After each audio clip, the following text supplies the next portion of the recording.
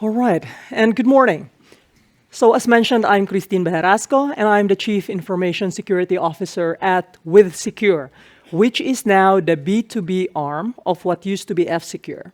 So F-Secure now has taken on the name for the B2C organization as well. And in the past 20 years that I have been in the cybersecurity industry, there is one statement that kind of like really grates at me. And eventually, time and time again, through people saying it over and over again, it seems like others have begun to view it as a fact. And this is that humans are the weakest link in cybersecurity. But is it really so? Or is it a matter of us not thinking about how humans interact with these technologies and how everyday life and everyday processes that we do as human beings don't really mesh very well with the technologies that we have designed? And today, for people who were born after the year 2000, the technologies that we know, I would say we, but I wasn't born after year 2000. There are some people in the room who were born after the year 2000s, perhaps. All they know is complexity when it comes to the technologies that they have. Many of them don't even know what's like the underlying platform that some of the modern day technologies that we're on. And in cybersecurity, we are grappling with this complexity, building complexity on top of complexity. But the world wasn't always this way. Many of us may have remembered a time when technologies were like islands, and we were the transport systems within islands using disk drives. For some of us, maybe the only species of this dinosaur that we remember is the save button in our Word document. But these were times when data moved at the speed of humanity, because we were the transport that carried this drive, carried this data from one tech to another.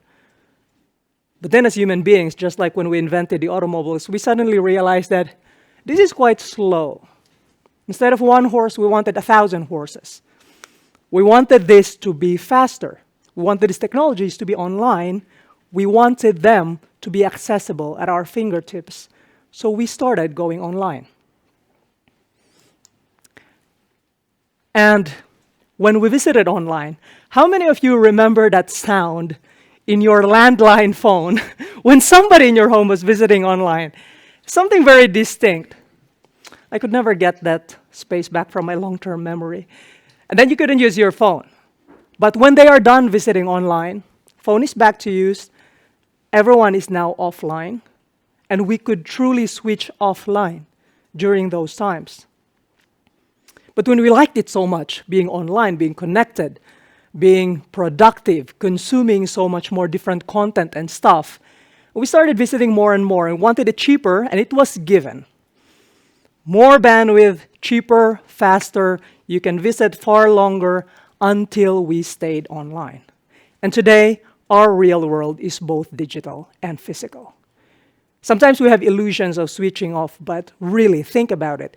Can we really switch off? Our homes are connected. We have phones in our pockets. Our children, our spouses, they're connected as well. We are at a point in time when we are truly living in both dimensions, physical and digital. And do you think it's going to end here? Today, we're already talking about concepts that are beginning to realize that the concept of metaverse, concepts of augmented reality, and with artificial intelligence moving and evolving the way it is today, can you imagine how the world is going to look like in 20 years, 30, 50? I know I can't. But it's amazing where it could end up, the problems it's going to solve, the new problems it's going to create. But we have an opportunity today because we are part of those who are building these technologies to actually start thinking about how do humans interact with these technologies? What can we learn from history with how we reacted with these technologies? And this takes a little bit of a look down memory lane when we designed something for the user, but maybe we forgot about the misuser. We designed something how it could be used, but never thought about how could it be misused. Let's start with some examples from way back, like America Online. People in the United States might know about this, and maybe others know this by their name of the AOL Instant Messenger, whoever had AOL Instant Messenger account. Excellent, I'm not the only old person in the room. Good. And AOL was actually quite essential when it comes to moving internet from the technical and specialized group into mainstream. So they have done their bit when it comes to the users. But we haven't really thought about how this could be misused. And during these times, of course, we can be forgiven because these are new technologies. We weren't really thinking that, okay, it can be a tool for phishing because you have credit card information there. And the first phishing tool, arguably the first phishing tool, AOL, was born after this one.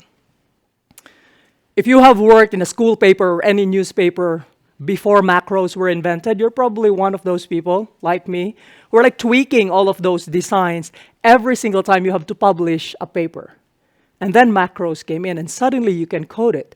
Every picture can have the same structure. They can look the same. Layout can be automated.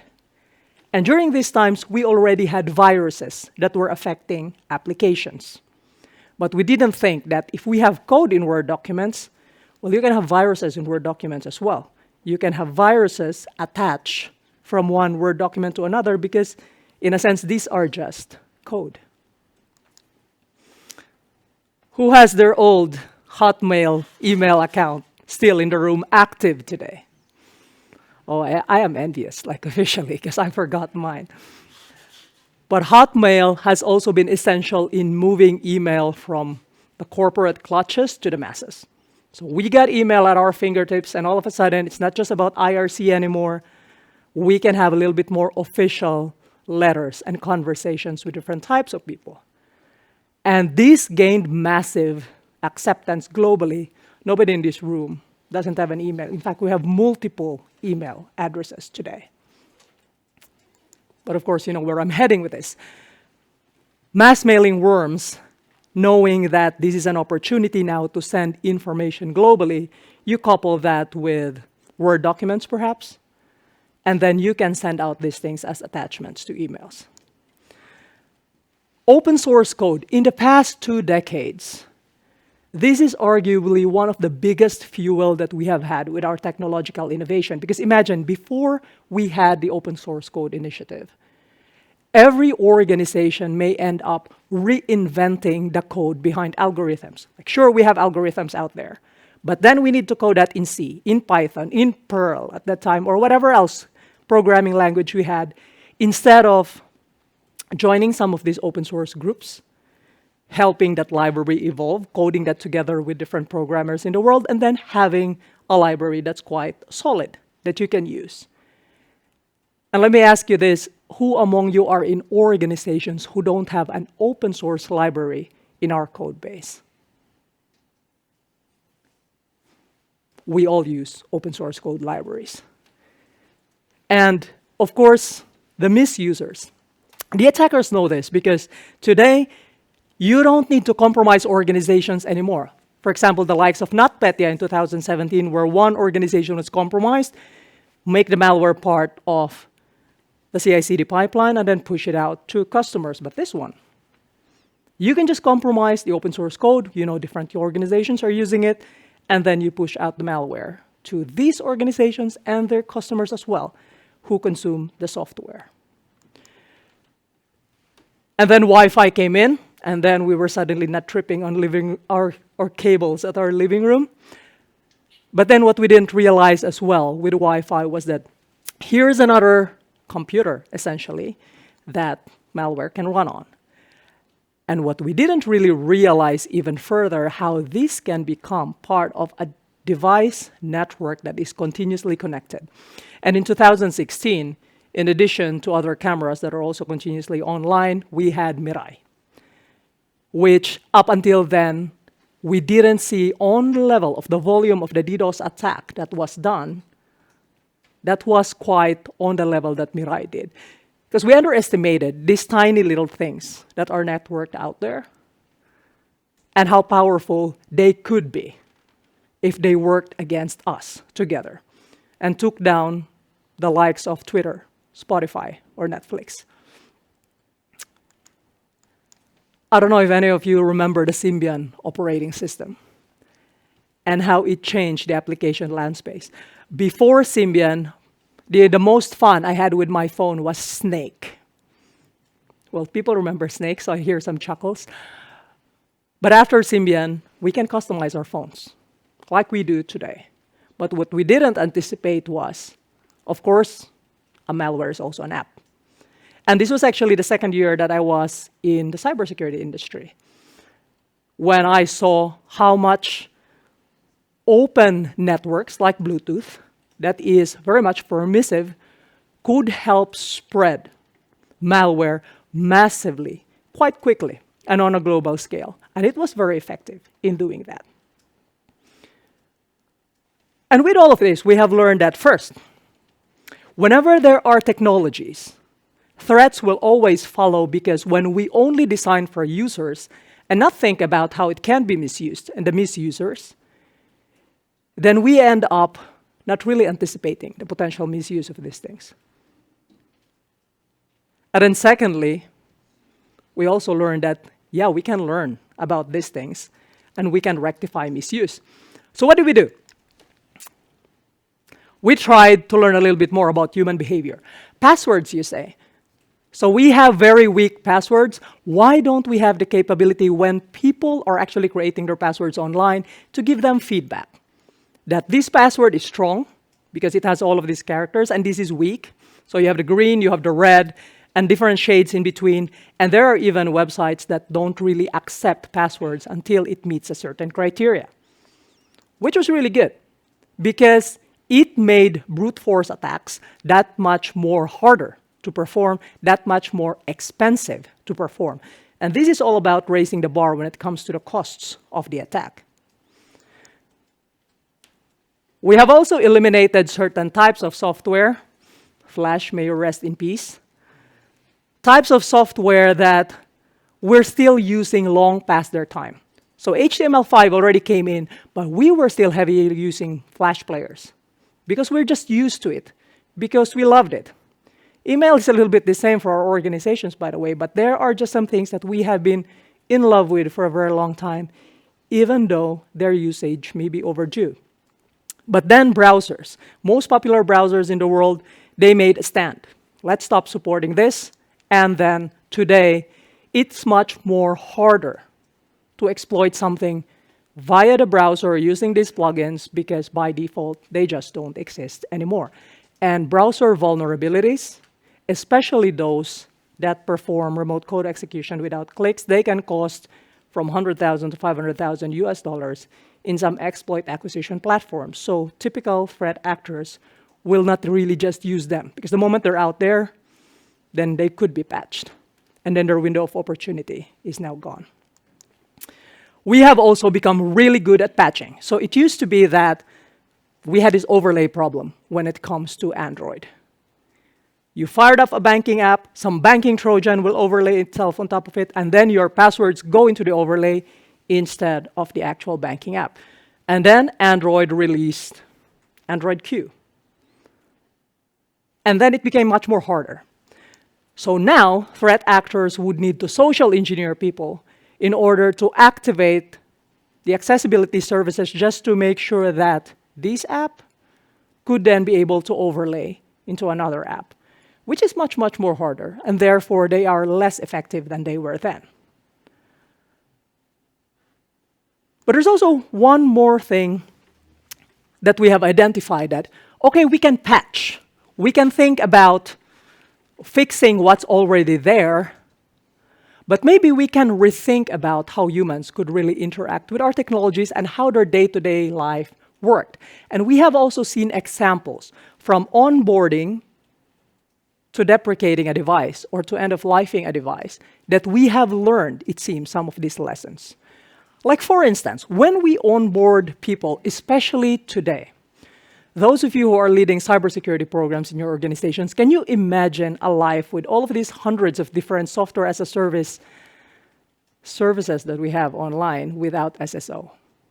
That would be like hundreds of credentials.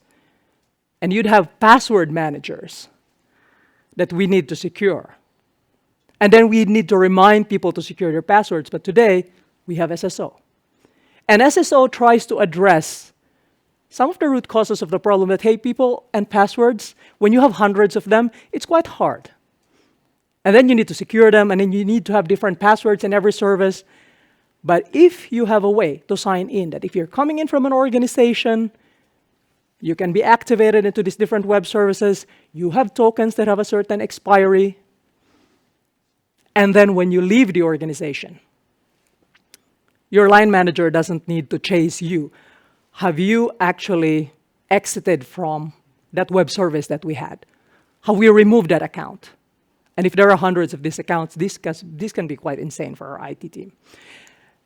It doesn't mean that this is no longer vulnerable, but it means that it's just much, much harder because now we need to go after the IAM providers, so the identity access management providers, to find out vulnerabilities, and there have been vulnerabilities found, but they have also been fixed quite quickly. And from onboarding, once we have our employees on board, for instance, then we think about what are the systems that we are using today versus the systems that we are using then. Application sandboxing, even with browsers as well, has been quite helpful in trying to isolate the blast rages of attacks. Because now, for instance, in our Android and our iOS, suddenly applications don't have that much power over each other anymore. It doesn't mean there aren't any vulnerabilities. But Zerodium, for instance, one of the exploit acquisition platforms that we follow, if there's a vulnerability that's no-click in iOS or Android, that would go north up to $2 million US. And if you have those type of vulnerabilities, these are the types that Eva was mentioning earlier. These are the types that are being used by the highest bidder. Typical threat actors won't just use this because they are very expensive. The moment they're out there, they get patched. And then finally, if any of you remember those times that you used these really big magnets to wipe out your disk drives when you dispose them, if ever we even use those, encryption at rest, like the likes of BitLocker, has helped change that. Because today, if you lose your device, if your device is end of life, if you forget it, then you don't get to worry about somebody prying off the hard drive and trying to read from that.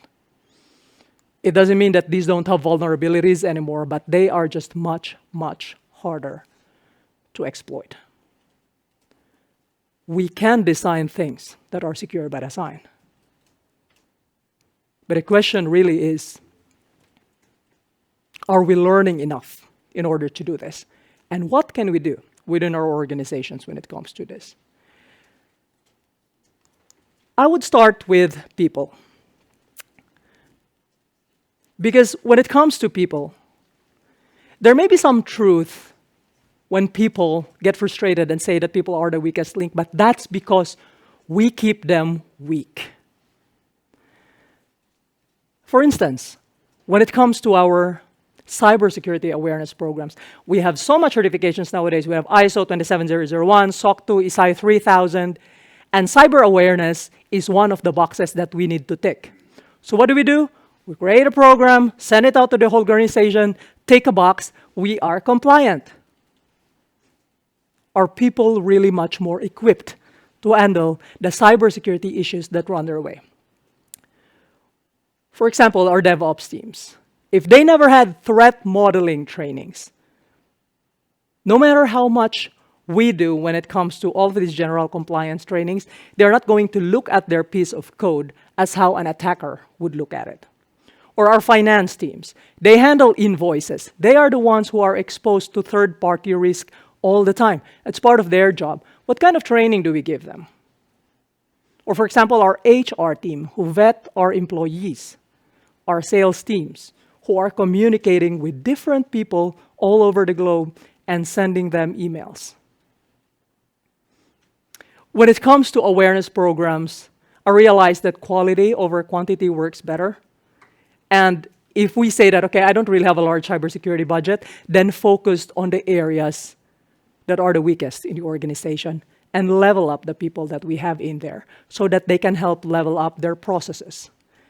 Because when we are talking, for instance, about shifting left, we talk a lot about our software development pipeline. We talk a lot about our developers trying to understand their software composition analysis tools and then trying to fix vulnerabilities at the beginning so that we don't have it at the end. But how about our legal teams? One of the things, for instance, that we have thought about is when we write contracts, because before you start a relationship with a customer or with a third party, it starts with a contract. What does your mutual NDA say? It may take one additional statement to actually integrate third-party risk management into a mutual NDA. And that would mean that we have shifted left, even the legal contracts that we have. And we can do this for our finance processes. We can do this for our invoicing processes in finance.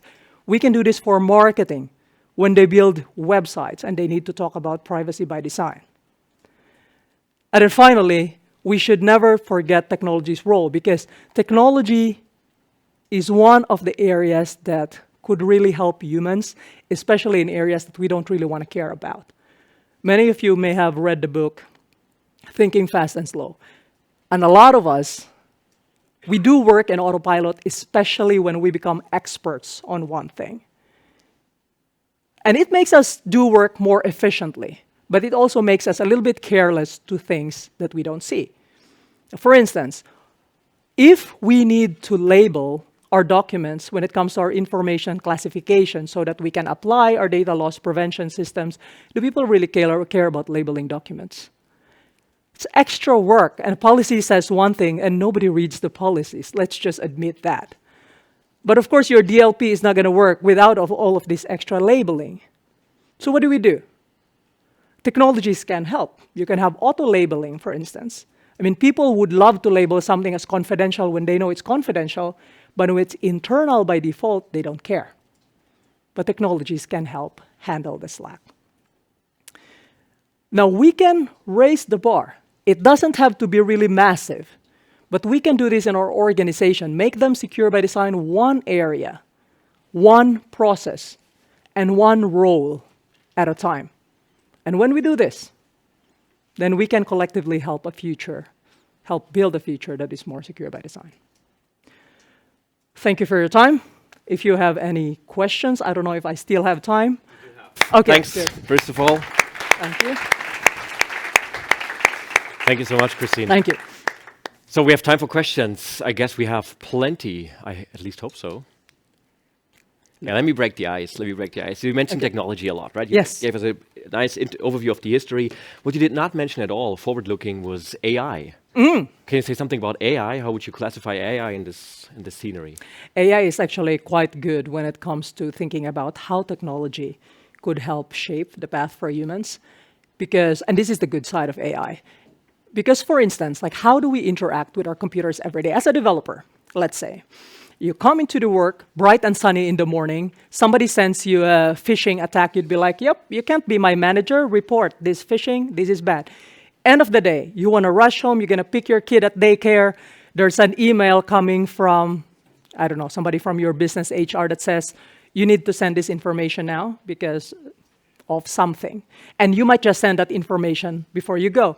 So these are the type of human behaviors that, for instance, if some of our cybersecurity tools moving forward could help observe this and try to integrate guardrails based on how we behave, based on the roles that we have, then it could be really helpful in uplifting us. Of course, there's a dark side to this as well. And that's also the area that we need to be mindful of, that how do we make sure that this doesn't get misused against the developer's behavior. But it needs to be designed, and it helps when it comes to thinking of human behavior, how it can be observed. Thank you, Christine. Thank you. Any more questions? Must be very clear because nobody has questions.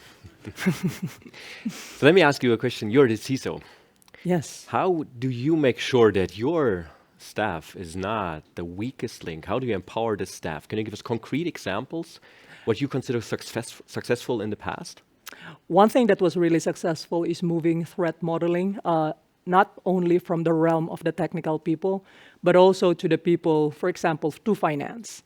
And we have realized, because this threat modeling that we thought of is let's say, a jewelry store heist. That's what we did.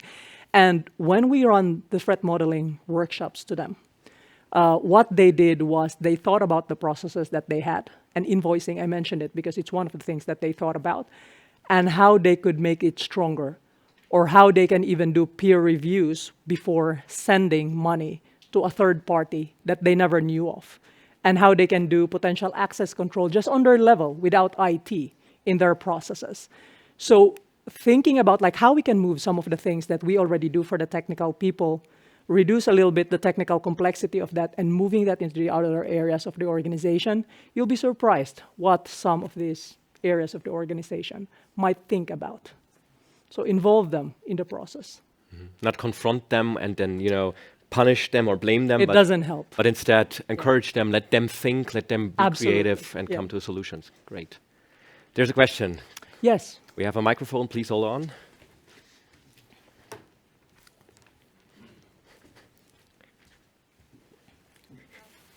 This is not on. It is on. Okay, thank you.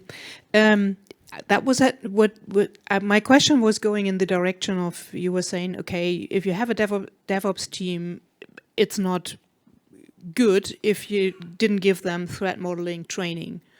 And what you just said is kind of, okay, involve the business, if I interpreted correctly, involve the business in your process design. How would you then apply that to a user training, for example, for finance people? Is there some components that you would consider in the training, in the user, in the cyber awareness training for those people? So what we did actually in my organization is that we have security champions, maybe on a different context, not just on a developer side. So what I did when I started the role is that I asked for blood from different areas of the organization, representatives of who could be the sparring partners when it comes to cybersecurity in this area. And before designing something for finance, these are the people we spar with. And the first thing that we ask is, what are the critical processes that you may have? And then how do the day-to-day work happen when it comes to these critical processes? It can be time-consuming, but we realize that it's valuable because now that we have started to implement it, the trainings that we give them are a little bit more tailored to what really they do. It doesn't mean that we build the trainings. You can still take it from platforms like KnowBe4, for instance, but the curriculum is much more tailored to what they really encounter on a day-to-day. So this is how we started the training. And in different organizations, it could be different, but there are some things that could be copied. For example, a finance organization in one place has almost the same processes as a finance organization in another place. And these are the processes that we try to take a look at and then embed the trainings and then take a look at their processes as well when they have embedded cybersecurity into that. So it's a little bit more hand-holding, especially at the beginning.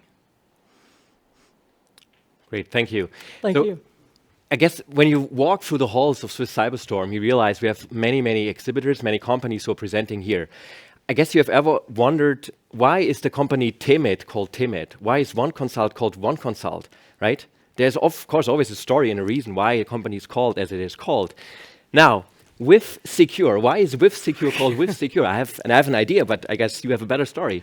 Well, of course, when we tried to find a new brand name for our B2B brand, we asked people around the organization. We asked about like what type of culture do we have, and we have a culture that's all about co-security. There's something a little bit Finnish about that because of the origins and the country of origin of the company, but it's also something that's a little bit more about us. And then it evolved. We talked to a separate marketing agency, like how does this concepts translate into a potential brand name, and we came up with like with.